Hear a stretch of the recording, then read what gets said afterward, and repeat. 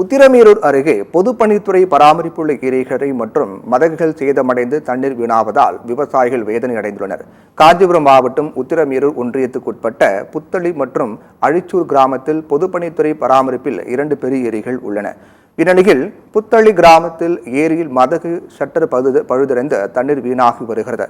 அதேபோல் அழிச்சூர் ஏரியில் மதகு அருகே ஏரிக்கரை உடைந்து தண்ணீர் வீணாகி வருகிறது. இதனால் வேதனை அடைந்துள்ள விவசாயிகள் சேதமடைந்த ஏரிக்கரைகளை உடனே சீரமைக்க வேண்டும் என்று பொதுப்பணித்துறைக்கு கோரிக்கை வைத்துள்ளனர். பெரிய ஏரி உள்ளது. இவ்வளவு மழை பெஞ்சும் எங்களுடைய ஏரி ரொம்பவில்லை. இருக்கின்ற தண்ணியை வைத்து நாங்கள் விவசாயம் செய்ய வேண்டும் என்று நினைத்தாலும் கூட நடும்போது 3 ஆண்டு காலமாக ஓட்டையாக தண்ணி வெளியேறி கொண்டிருக்கிறது. இந்த முறை அதிகமாக தண்ணி வெளியேறி இருப்பதால் நாங்கள் ஊர் கூடி 2 முறை அடைத்து பார்த்தோம், அடைக்க முடியவில்லை. பொதுப்பணித்துறையிலே கம்ப்ளைண்ட் கொடுத்தாலும் கூட பொதுப்பணித்துறையிலே கோணி முட்டை தருகிறோம், அதை கொண்டு நீங்கள் அடைத்துக் கொள்ளுங்கள் என்று சொல்கிறார்கள்.